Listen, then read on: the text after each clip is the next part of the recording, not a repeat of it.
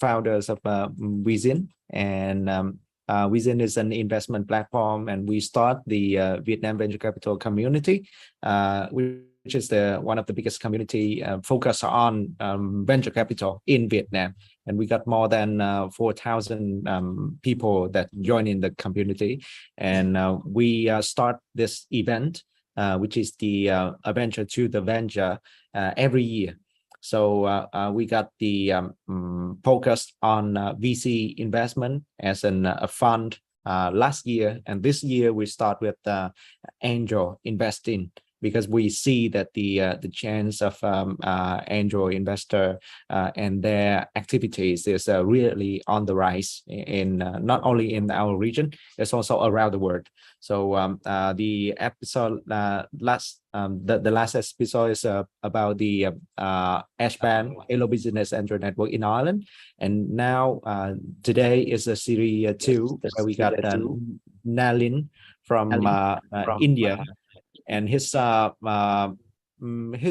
journey is really interesting, I believe, because Nalin is the director of acceleration of the Climate Collective, and they run the largest early stage green startup accelerator program in South Asia.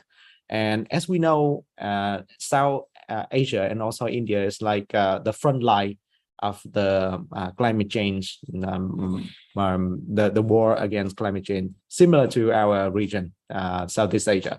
So I truly believe that Nalin today can share with us his understanding and also a lot of things that we can learn for our region also. And Nalin is also the program director of New Energy Nexus in India, and a lot of things follow. It's like he's like the man of work, working a lot. I hope that you have some sleep, Nalin. Pass on to you. All right, good. No, it's a pleasure to be here, and thank you, Tien, and thank you to Tam and everyone else who's here taking time out. So I guess I have a few minutes. I have actually a bunch of slides prepared. I hope that will be not too onerous. So just let me know if I'm running over time. It's a pleasure to be here. As Tien has generously introduced myself. I've been in the clean tech space now for about 12 years, largely in India, but we have done work in Southeast Asia and in Mauritius. Increasingly more work also in Africa. But I was a solar and wind developer between 2010 and 2015. So that's where I had the operator entrepreneur experience. And did that, the market changed, and we decided to get out of that space because the returns didn't make sense for us as a small company anymore. We got into then the climate innovation space because it was a space we liked.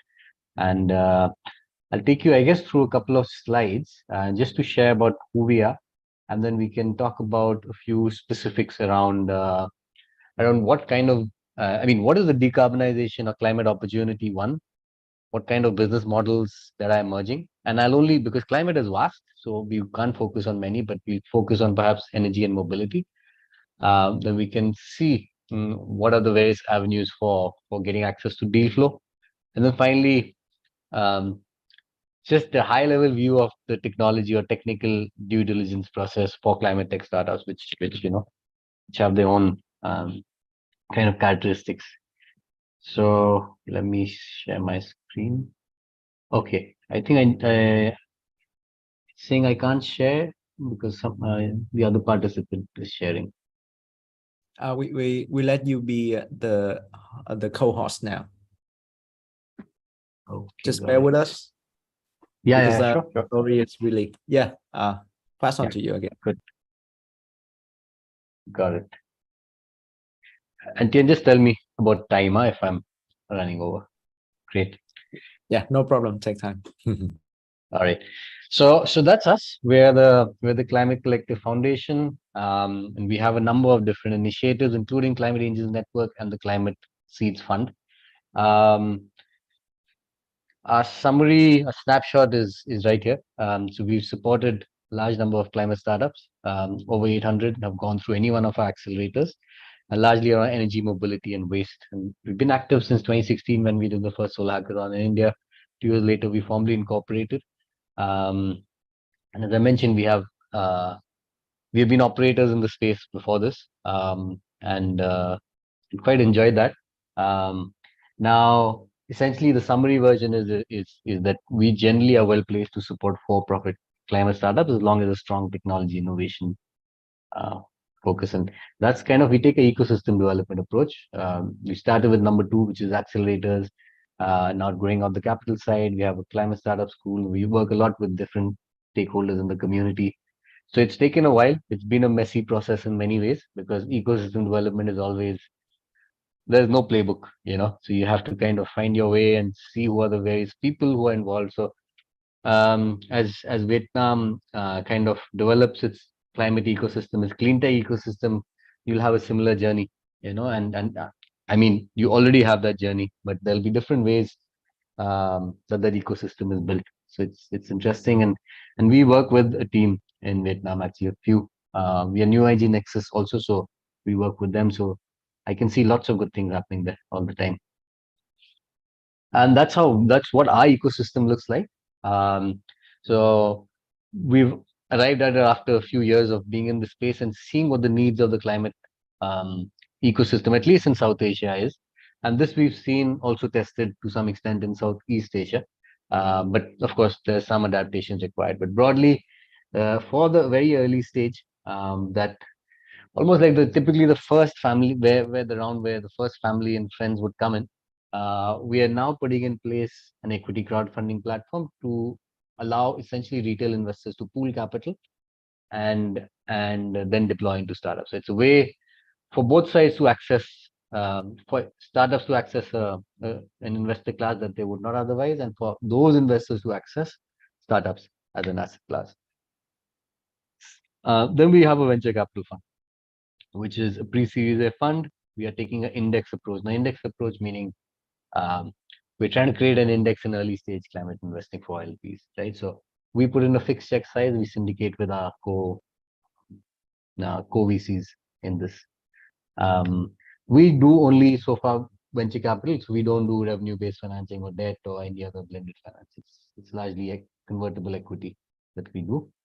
Then there's the Climate Angels Network, which we launched in September last year. It's a network of angels, and more so actually network of VCs. And we do very regular pitch days, almost monthly, and networking summits, all of that. And there's a global follow-on network. So kind of in that sub 1.5 million kind of round size, this is how we've developed the various initiatives. New Energy Nexus Climate, just a quick view of who we work with on a very kind of deep basis. Now we get into the meat of things about what do we need to do, right? To get to net zero, right? There's lots of challenges in front of us. There's technical challenges, economic challenges, but there's many other challenges, right? Including coordination, long lock-in infrastructure, policy bottlenecks, which are slowly being solved, right? But what investors try to address is really things around capital allocation, deployment of clean technology, and to some extent, if you're doing deep tech, also to some extent R&D, right? Now it's a huge opportunity, as you can see. Decarbonization is across every industry, right? Of course, energy is nearly a quarter, but if you dig down, it's across energy, it's across industry, transport, buildings, aviation, shipping, food. So every industry that you can think of is a decarbonization opportunity. It's large. It's no longer at the fringes. It's no longer a development sector priority. It is in front of us right now, and it's an opportunity in every industry. And this is quite a famous graph from IEA, the International Energy Agency, which shows that of the technologies that are required to get us to net zero by 2070, a quarter are in the early stage, right? So if you look at this blue bit here, so these are technologies that are in the so around 2020, 21, they are mature and they will contribute about a quarter of the net zero contribution, right? But the rest of the 75% are either in early adoption, demonstration, or prototype phase. They will essentially be the lion's share of uh, reduction. This is a huge opportunity for anyone who's interested in innovation or in supporting, especially startups. And why startups? I mean, innovation, as we know, can happen in many ways. It can happen at the corporate level, can happen through research centers, but really, especially in countries in the global south, forget about the EU for now, but especially in the global south, we've seen the ability of startups to take invention and innovate in order for. So what is innovation? Is really taking invention and making it deployable at scale, reliable, and affordable, right? That's what innovators do, right? Otherwise, inventions can stay in the lab. That's what startups are able to do very well. And that's the opportunity for anyone who's looking at climate. And we've seen massive jumps in the last 10 years itself, right? So this is between 2009 and 2019, the price of energy technology, right? This is solar, the orange one, right? It's gone down by nearly 90%, right? This doesn't show lithium ion battery technology. It's gone by a similar amount, by 90%. And incredible amounts of capital going into further reductions, right? So this is here. We are now in a position where 2/3 of the world's population lives in areas where it's cheaper to generate using solar or wind than it is from any other source. So we are literally, this has happened in the last few years. So it's a good time. Now, all right, actually, I might ask you if anyone wants to, you can write in the chat or unmute. How many unicorns in climate do you think there are in the world today? We may, 10 to 20, 20, 30, 30 to 40, if anyone wants to. Currently, right, Nalin? Yeah. Currently, yes. The question is, how many current unicorn in climate tech that you can guess?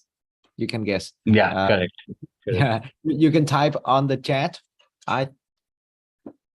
That's right. For me, I don't think I just know that not so many. Let me Not guess. so many, yeah.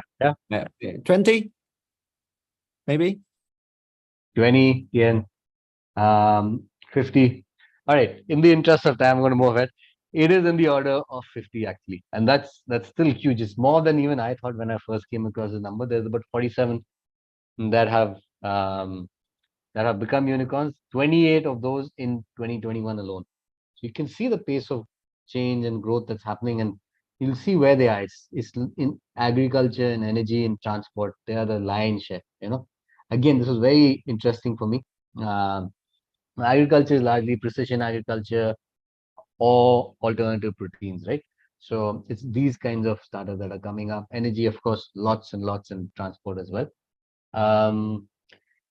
And the key thing we should keep in mind is climate is not only a unicorn game. Like more and more investors that we work with, they're trying to make zebras, right? So that's the word I heard yesterday. They're trying to make zebras. It's a long game. You have to run and run and run, and then you have to make hundreds of these zebras. In fact, thousands of zebras, not a few unicorns. So that's the game here, is to find the committed, experienced entrepreneurs that can grow companies, and some of these companies will become massive. Some of these companies will create impact in the region. Some of these companies will create impact in the country. They'll all create positive impact and do good business in the process. Okay, just to share kinds of innovations we've been seeing now. This is a little bit of a Asia approach. Of course, there's much more happening outside, but energy access. So these are, for example, microgrids where grid hasn't been extended, right? Energy optimization where increasingly there's a base of asset base of renewable energy technologies, and there's companies emerging to support that, either through optimization of generation, scheduling and forecasting, automated or robotic cleaning. We even have startups doing drone-based mapping and GIS-based mapping. So it's reducing the cost of project development. Energy efficiency, both the ones that provide energy efficiency as service or retrofitting. Lots of startups we see, for example, doing very kind of niche areas, air compressor, energy efficiency, all of that. Building management systems, battery management systems, those also coming around. In clean energy, we're seeing, and this is happening in Vietnam also, is RESCOs, what we call renewable energy services companies. So typically a solar installer would install a solar system on someone's roof and that person would own it. RESCOs actually own that asset and sell power. So that's the nuance here, right? So it's more of a financing game. But the other kind of variation of this is leasing. So this should come up. Marketplaces where you're trying to connect demand and supply, quite conceptually and simply, the demand and supply side. So demand side is people who want to put, for example, solar, or want to buy electric vehicles, and the supply side is people who can install solar, who can kind of sell standardized accredited vehicles. All of those things are coming up.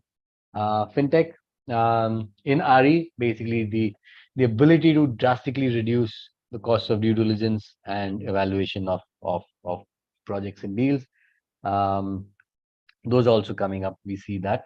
Energy storage and management, both thermal storage and electric storage, mesh solution for grid mobility, etc., which allows greater kind of interoperability between different kinds of technologies. Now that's on the energy side. There's many more. I just have limited to this. Lots happening in smart grids, lots happening in hydrogen as well, increasingly, right? On the mobility side, of course, Vietnam is a huge market for especially micro mobility, two-wheel mobility, last mile mobility. As more and more logistics hubs will come up in Vietnam, it's a great export nation. So we will find much more logistics optimization startups come up.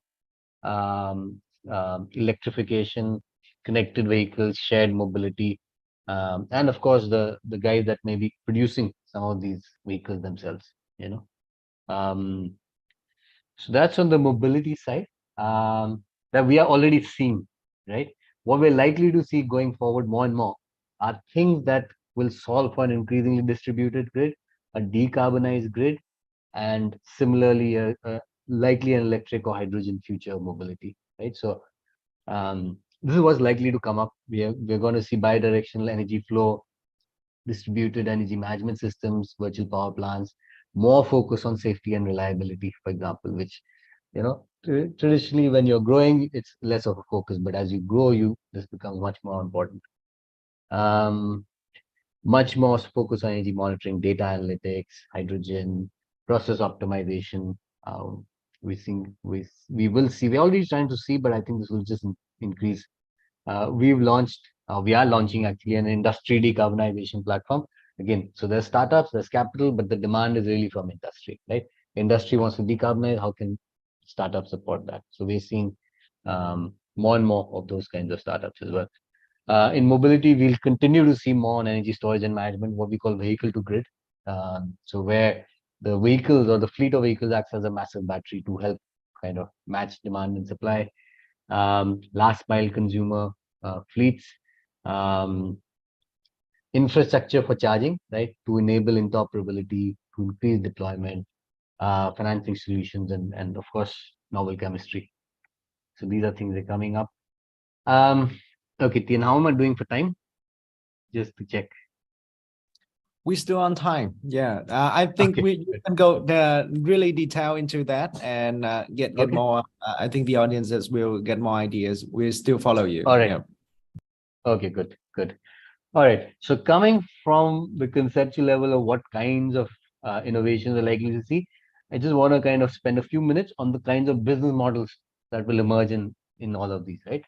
So the one business model, as I kind of alluded to, was the RESCO or the IPP, where you're owning the asset and you're selling a service. It may be power, it may be charging, something like that, right? So we're seeing those business models. A little bit of more of a balance sheet financing game. Sometimes project finance, but largely balance sheet finance. This should come up. Microgrids again, perhaps more prevalent or more. We see this a lot in Indonesia and Philippines and India, all three. Indonesia, Philippines, especially in the islands. In India, of course, in the rural areas where the grid hasn't extended, and we have diesel, and then we compete. You can't compete. Actually, you cannot compete with solar. When solar comes in, diesel goes out of the picture completely. I just met someone today who has a fund for energy storage in the Philippines, and they are essentially going into these islands and replacing the diesel gensets uh, with solar plus energy storage. It's much cheaper. I mean, I remember we did some work in Tuvalu. It's a Pacific island. Cost of generation of 1 unit of energy was nearly $1 US dollar at that time, right? It's huge. Like we pay a fraction of that in the cities. So this is an opportunity.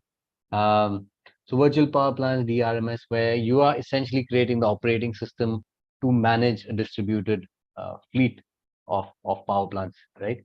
And you're using what virtual power plants means you're using essentially some sources which are not traditional power plants, but you could. So, for example, um, uh, in India, for example, lots of homes have battery backup systems, right? So if you can control the bidirectional system, that becomes a micro generator for you. It's there for home backup, but with intelligent management system, you can use those millions of small batteries as a way to manage the grid. So that's what we see more of. Um, Fintech. Now, these companies, for example, MetaFin, it brings together developers, solar project developers, and financiers, right? It brings them to the same platform. It creates a dashboard to start with, and then it gets into deeper due diligence, and it shows you, for example, this is what the project creditworthiness is, and then we have funders can kind of come in. On operational maintenance, for example, solar plants, we have data analytics to allow plant optimization, drone surveying companies, etc. Yeah, so they are allowing um, plant operators or plant owners to really kind of look at where the plant is underperforming, hotspots are being formed, where it's dirty, where it needs cleaning. So you can really kind of micro manage plants to optimize generation. Cleaning is the other one. So we have companies coming up that are that are very active in robotic cleaning. So especially where labor costs are high. Even where low labor costs are not that high, there could be water constraints. So they are, the companies coming up with these technologies that use less water. Then scheduling, forecasting, somewhat related, but increasingly, so the key bit here is that as more and more grid capacity comes in, variable grid capacity, or sometimes people call it intermittent, but when variable grid capacity comes in, the grid operator needs to have a much better view on which sources of power are going of electricity are going to produce how much in the next 15 minutes, 30 minutes, 45 minutes. So you need to get better at scheduling and forecasting. Right now, the solar and wind are, not in many countries, not that big of a contributor. But as you get to that 20%, 15 to 20% mark, you need to get much better. So already in India, for example, scheduling and forecasting is becoming more important, and you have penalties when you don't stick within your scheduled generation. Fuel cell solutions, we see more and more. And hydrogen, I haven't mentioned, but hydrogen is an increasing area of interest. Okay, so again, it'll take me some time to go through. I'll try to go very quickly. Energy efficiency service. So someone comes in, installs or retrofits appliances, and they they take a share of savings, right? Or they have a fixed kind of payment contract. That's something that's happening. Or you can sell products, the energy efficient products. So, for example, um, DC or DC fans, right? Or yeah, for industries, for example, high efficiency air compressors, all of those things. Energy storage, quite self-explanatory, but I put it in because here this is not only about batteries. We're talking about thermal, right? So cold chains. It's a big area of growth for most Asian countries is cold chains, especially when it's hot and humid. You need kind of what we call hermetically sealed cold chains where there's less chance of spoilage and spillage during transit. Companies doing that, waste heat recovery in the industry space, monitoring and control for energy, especially buildings and commercial establishments. Demand side management is when are companies that essentially uh, are able so because the grid is always trying to match demand. You can't exceed demand too much, and obviously you can't be lower than the demand. Supply and demand has to be matched, and oftentimes it happens by either ramping up supply because you don't want to kind of touch demand, right? But increasingly we have companies that are touching demand, which means where there's non-critical loads, you ask them to throttle down or you ask them to back down so that there's no need to create extra supply, right? So this is demand response. We see more and more of this. Smart meters is self-explanatory. Grid management, it essentially some companies are giving better access to grid operators about how various assets on the grid system are performing.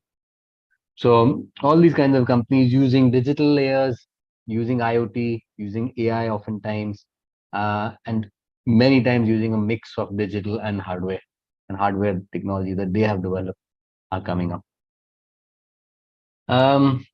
Mobility, I think I don't need to spend too much time, but the manufacturing companies, we have battery technologies, swapping or charging infrastructure, the battery management systems that are creating, for example, the operating system to manage all this. You have the fleet companies coming up, commercial, self-drive, sharing, all of these. And of course, the backbone of all these will be the guys that create the components. I mean, much fewer components. It's a much better technology. I mean, I think on average, IC engine car has close to 18,000 moving parts, but not all moving, but 18,000 parts. And an electric vehicle has close to 4 or 5,000. So it's a much better system to manage over time. I mean, we are going from excess complexity to lower complexity, at higher performance, better safety, better reliability. Okay, so that's a kind of I've just gone through clean energy optimization, future mobility. There's many other things we can do. These are interventions that are possible now, and business models that are already present or emerging, right? So in the building or the built environment space, as I mentioned, so it's a different framework that I've used here. I've used specific energy and mobility earlier, but this is by the end user almost. So in the building space, we have energy efficiency, on-site generation, insulation retrofits, and clean cooking. In the transport space, what we can do is do things to retire older cars quicker, create incentives for that, creating high-speed rail networks, and then creating incentives for that, efficient heavy transport. Now, some of this may be things that startups can be involved in, some of this may not be, right? Some of these are policy interventions. For example, high-speed rail. You can't do much as a startup in this, but others you can, right? So energy efficiency in transport. So trucks and all is something that we are seeing in the US. Aircraft and ships, we do see in India now, startups coming up with this, especially inland waterways. Again, big area for Vietnam is inland waterways, how you can leverage your waterways much better. Charging networks. As I mentioned, some people are trying to do very specific things. So motors or highly efficient motors, heat pumps, better material recovery, heat recovery, agriculture, better pumps in agriculture or solar pumps. So again, these are things that are already commercial technologies that we can do where we can kind of wherever possible, startups can kind of take the mantle basically. Now, just one quick thing on what as angel investors you could look at for accessing deal flow. Many ways. So TBI is a short form for incubators or accelerators, right? So incubators, accelerators, especially for climate tech, are a good source of startups. Now, it doesn't seem apparent because not often the case in other sectors, but Europe is a good example. It's very evolved and sophisticated climate tech ecosystem, and most funds there have tie-ups with accelerators and incubators because that's where most of their deal flow comes from, right? We don't have too many climate-focused accelerators in perhaps in South Asia or Southeast Asia, but that's what we're trying to fill the gap in, and working with VCs and ourselves setting up, ourselves getting into funding basically. Uh, Angel networks is the other good one, like Vision and others who are enabling or facilitating this kind of matching. It's a great one. Um, Syndication platform. So there's others that kind of get access to deal flow. And there's, depending on which stage you're at, perhaps maybe for angels, it may be different, but for VCs, they also look at seed funds for pipelines. For angels, I'm sure there's other associations, and Vision is one of them where such deal flow can come in. Yeah, I think again, this is one section that I can also avoid if we're running out of time. So you can let me know. We're Please good? just Okay. Okay, good. So just a quick overview of the technical DD for climate tech, how you would kind of how you might approach technical DD, right? The first question is, does it require specialized DD capabilities, right? And sorry, I was just looking at the chat. But I mean, the answer clearly is yes. I mean, it's a leading question because I put it here. The answer must be yes. But the reasons are many. Of course, it's high tech stuff, right? Or the better word perhaps is deep tech, right? So there's often elements of deep tech, not always. So there's deep tech where you're actually doing pure science research or you're doing applied science research, but you're doing something new. There's product innovation where it could be elements of product development and or system integration, right? And then there could be business model innovation, right? So deep tech, product innovation, or business model innovation. All three are possible. A lot of times in climate tech, there's elements of all three, right? A lot of times there's deep tech. Where there's deep tech, where there's product innovation, definitely we require specialized DD capability, right? In model innovation, perhaps less so. Uh, but still, you still need to evaluate the technology and see that it works, right? So it's high technology. There are multiple technologies oftentimes. These are oftentimes complex systems. And the the the often unkind of or overlooked factor is that most of these startups are B2B or B2G, selling to government or businesses, right? They have their own procurement process. They have their own technical criteria that that any supplier or vendor needs to meet, right? So understanding those things, which also, by the way, extends into the regulatory space, understanding the regulatory framework. So it's really these three, four things that, so it's the technology bit, which is complex, is the system integration, is the product development, and the fact that they need to sell into a specific procurement process. So it does require specialized DD. And just to show example of what that could look like. So this is broadly what the maturity stages. Again, even when we talk about mature growth, we are still in early stage, right? So I'm not talking about Series A or Series B at all. It's really early stage ecosystem development. So we go from concept, launch, piloting, early traction, early growth, and mature growth. Keep in mind, as I said, we're still in that 1.5 million, even in mature growth, right? So it's pre-Series A, getting to Series A. But you can see the several steps, right? And of course, it goes without saying your investment risk reduces over time. But essentially, at the beginning, you will have not a great idea of problem solution fit. So the earlier you come in, the better understanding you need to have of whether the solution is the right one for the problem identified, whether the problem identified is the real one, right? Is there a market fit, right? Are there customers who pay for it? Are there customers who will pay for it over and over again? Are there enough of those customers who will pay for it? So those kinds of things you get over time, and then the business model itself, which we kind of touched upon a little earlier as well. So if you look at just these, because very few of you will get into startups at the concept or the launch stage. Most of you will be looking at startups which are in the piloting stage, getting early traction. Essentially, what you're trying to do is to demonstrate repeatability and scalability of your business model. you know. So that's likely where some of most of you would come in, right? So in order to kind of understand this, uh, let's not get into the financial and legal. Again, this is just illustrative, right? We can't get into too many details, but forget about financial legal. What happens is there is an uncertainty in assessment and a large impact on business, right?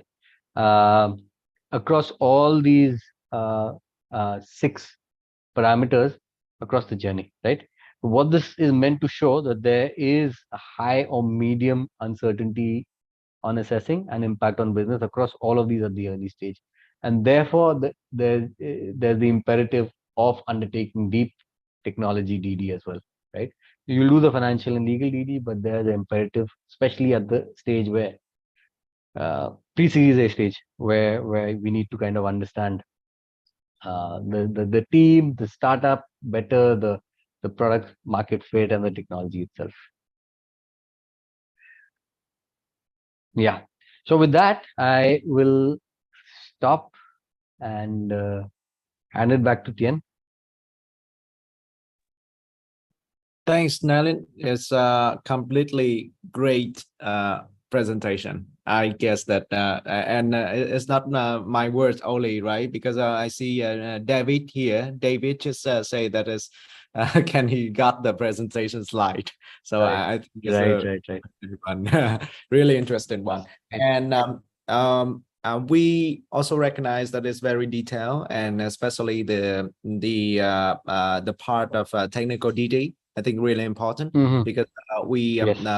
the VC or even angel investor when invest in something like climate tech, we not only analyze financials aspect like the normal things. We need Correct. to go yeah, very, very detailed like that. And Yes. now I think nowadays the technical DD is even more important because we try to avoid any Terranos we got right in terms of tech, right? Correct. Yes. Correct. Yeah, We that's a can difficult one, uh, but you're right. uh, Yes. yeah, a bit deeply into the Android network. Like, is there any challenges for you to manage those angels and how you guys operate and stuff? Yeah. Yeah.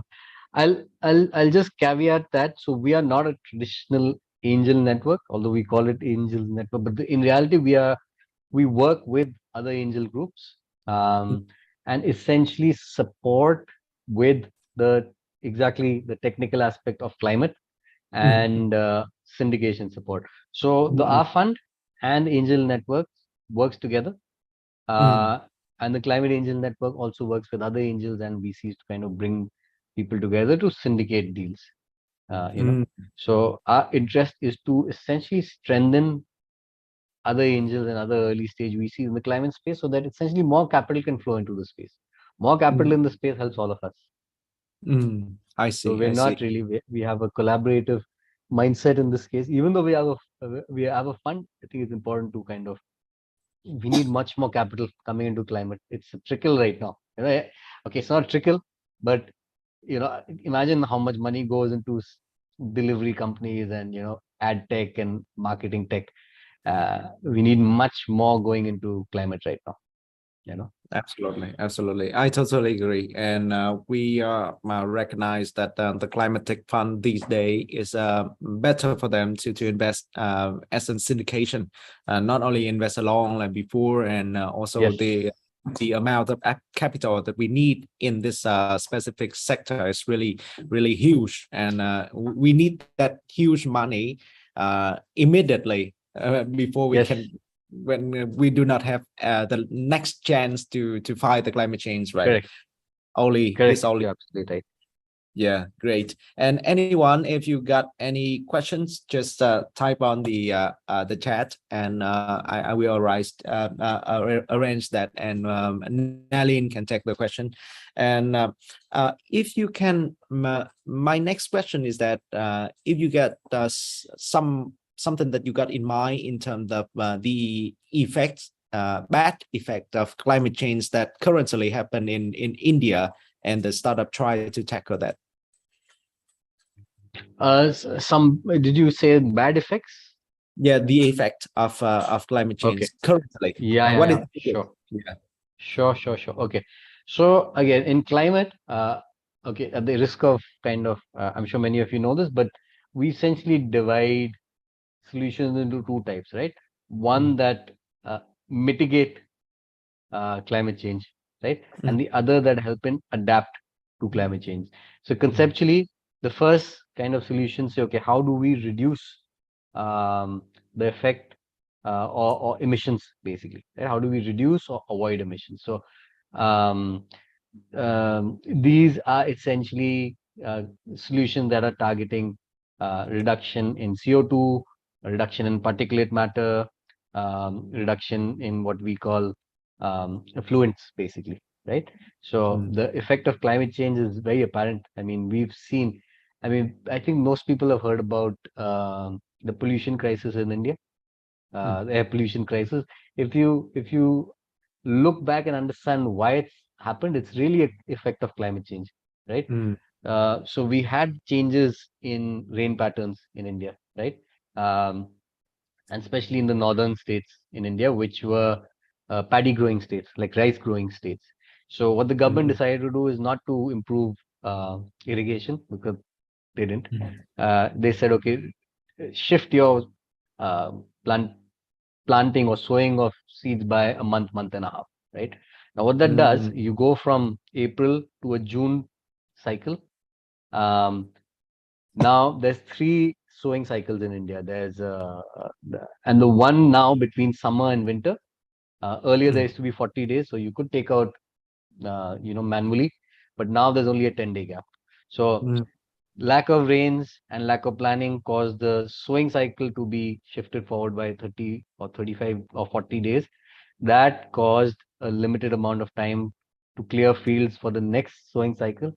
mm, Therefore, you burn the crops because that's easier, right? So climate change, unintended consequences are huge pollution crisis in India, mm, right? mm, mm, Doesn't seem related, but this is one of the key kind of, I mean, bad effects. An easy example that I can share. Uh, Mitigation, as I mentioned, tries to reduce the amount of emissions. Adaptation takes the view that um, some of it is already going to happen and we can't prevent it, you know, because we've already breached a certain amount of CO2.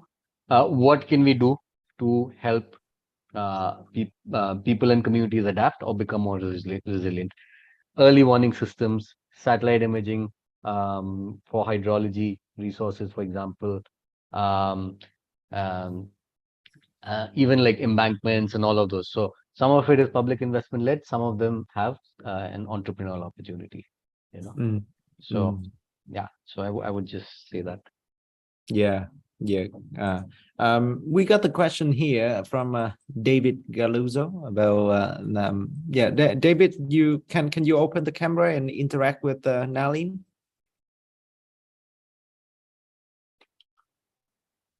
Okay, if you cannot, I can on your behalf doing this. It says, can you name some syndication platform actively working in India? Yeah.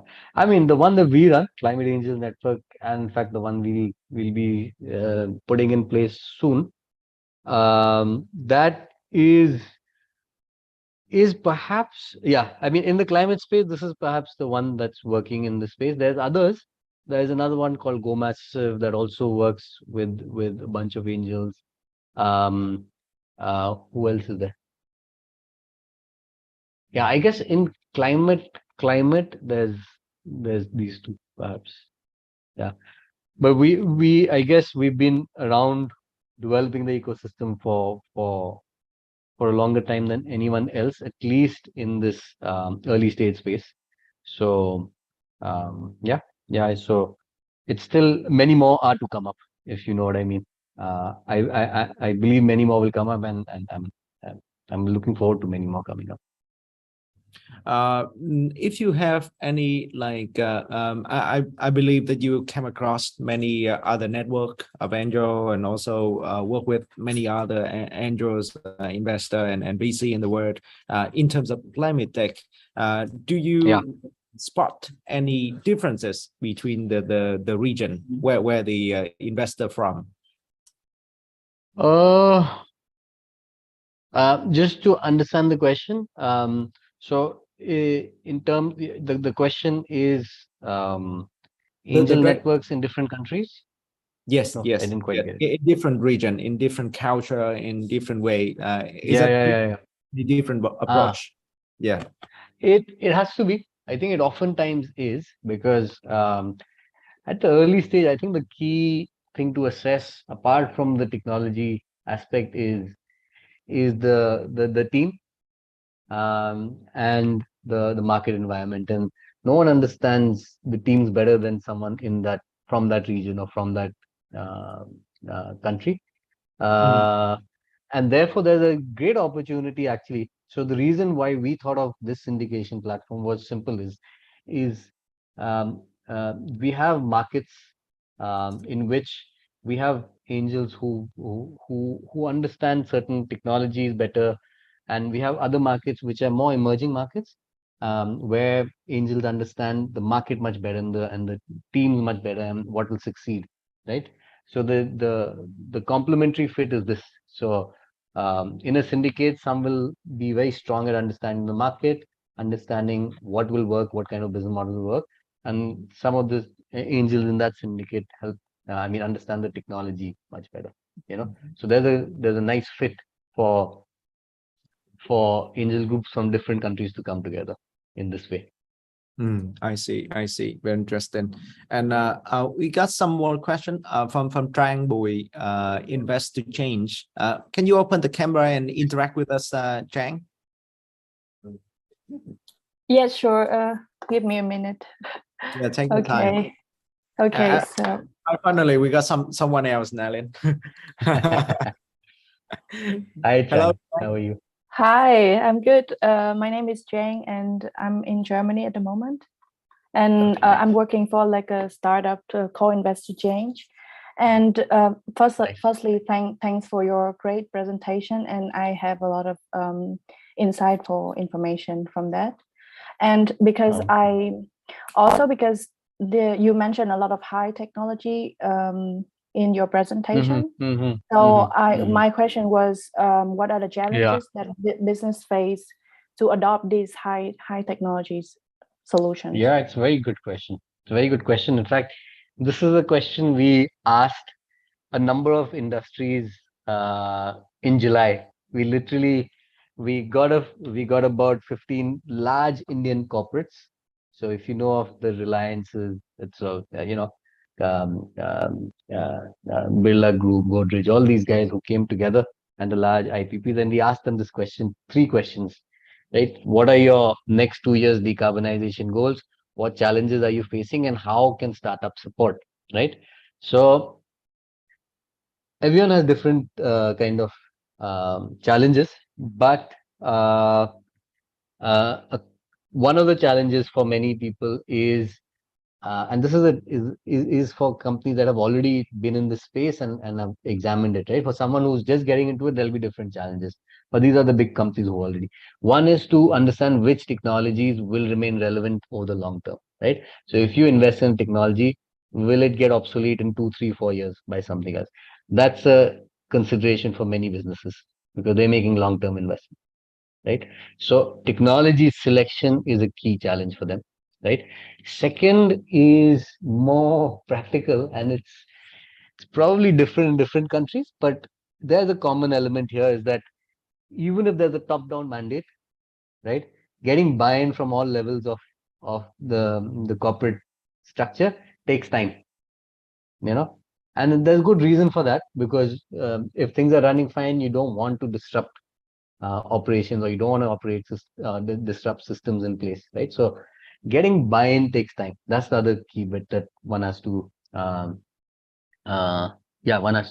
Third thing is, how do you deploy technologies at scale without disruption, right? And one way to do that is you start doing small pilots in a sandbox, in a test bed, then kind of slowly deploy across facilities and across thing. So I think these 4 or 5 things. I mean, many do mention even the inability or capital constraints sometimes. That may happen. But again, if the value proposition is clear, if there's savings to be made, all of those things, which almost always is the case, by the way, because any time you can imagine, anytime you're reducing inputs, right? It's more resource efficient. It means you're reducing inputs, means you're reducing costs. So many green technologies actually have a positive effect on your bottom line.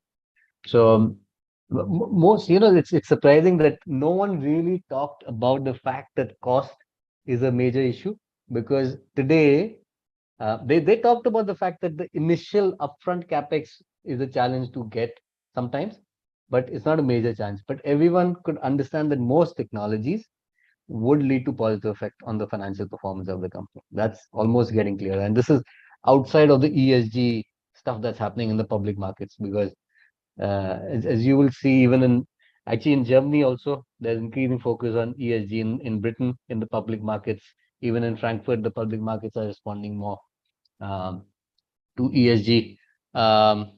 So I'm not even getting into that there's a positive effect of having a ESG lens. I'm really talking about at the operation level, most of the technologies have a positive effect on the business. So these are things that we've understood so far. Okay, thank you so From much. industry. Thank you. Thanks, Jang. And the voice from Thanks, Germany, one of the most active country in terms of climate tech.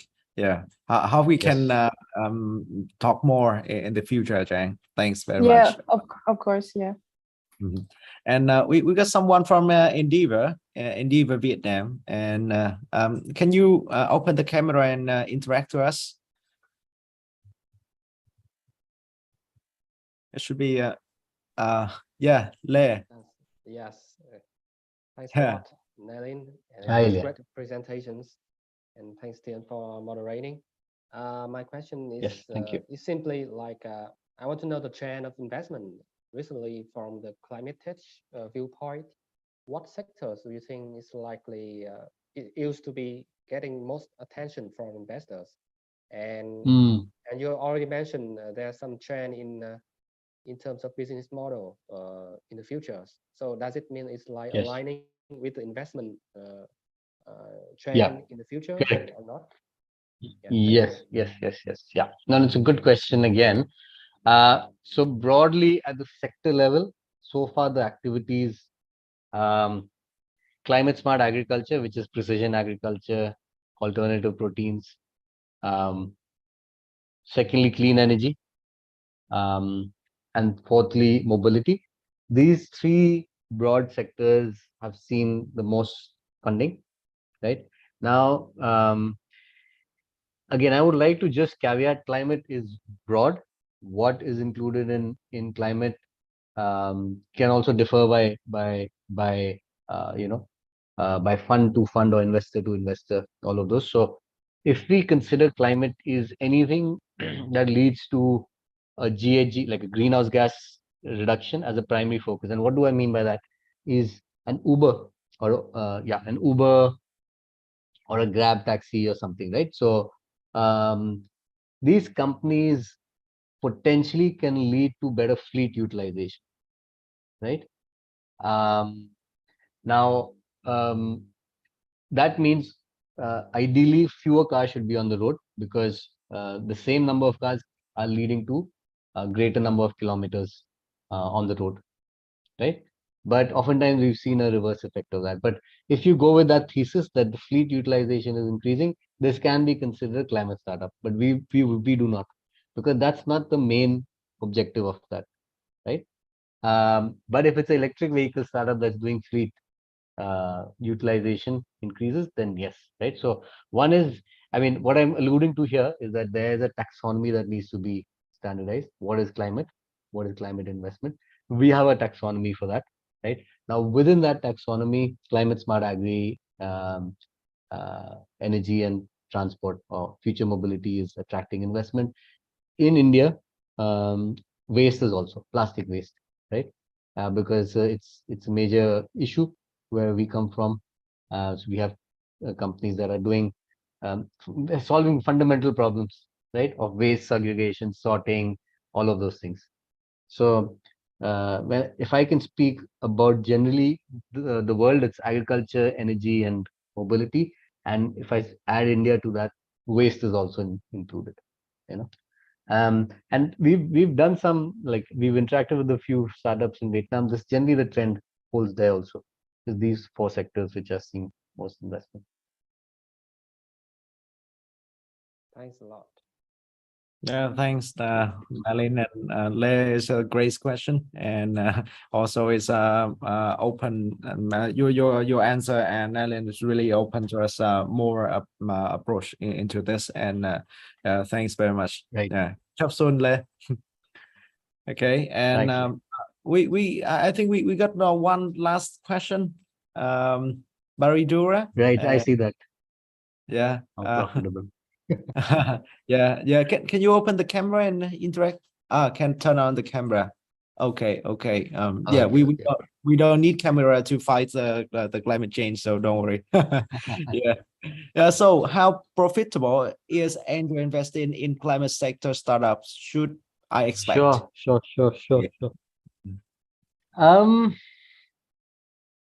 Okay, so there's 2-3 things here, right? There's people who are making money already. There's people who have made money, right? Now, it's hard for me to even answer how profitable angel investing is in any sector. Anyone's guess, right? It's a lot of it's a lot of yeah, it's anyone's guess how startups can perform. It's not a predictable asset class. It's not a cash flow asset, right? So I can't even say how profitable angel investing is in general, right? In fact, I do know that AngelList has done some research across about 3,000 deals where they showed that, they found that the best returns were in fact a strategy where you diversified your bets as much. That doesn't mean you put such small amounts in 1,000 companies, but you put smaller amounts in about 20, 30, 40 companies, right? So it's really the strategy that answers this question. And I cannot answer this question on strategy for anyone, right?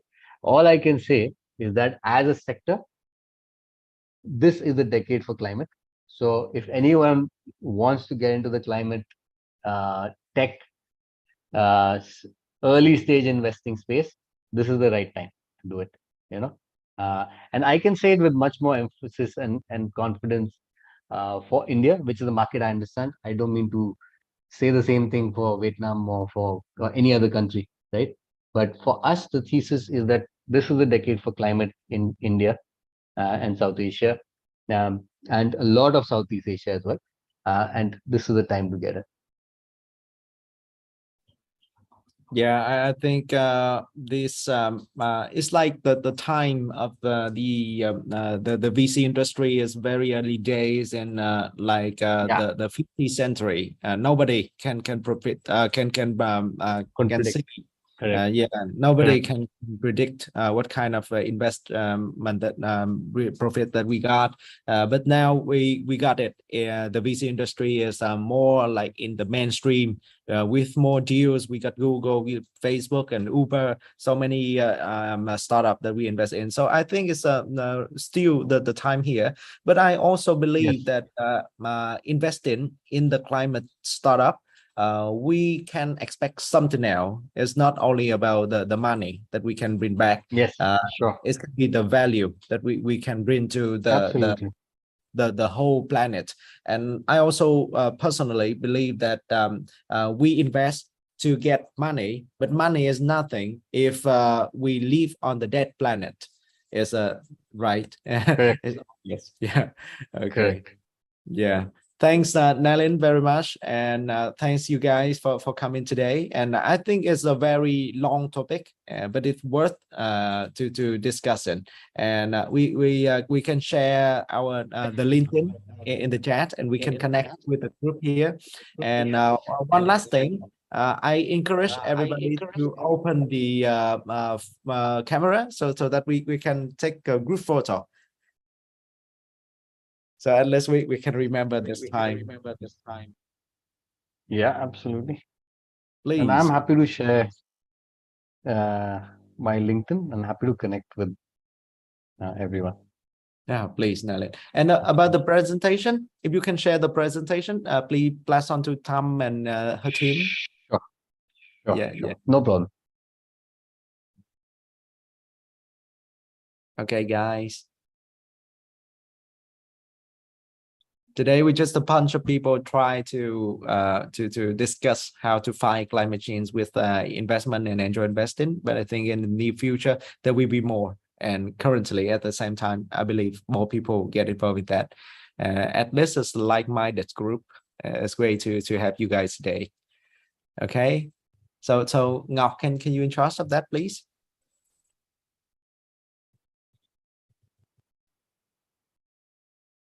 Okay, thank you. 1, 3, 2, 1. Okay. Okay, thank you. Thank you, guys. Thank you very much, Nalin, and catch up soon. Thank you. Yeah. Thank you, Bye. everyone.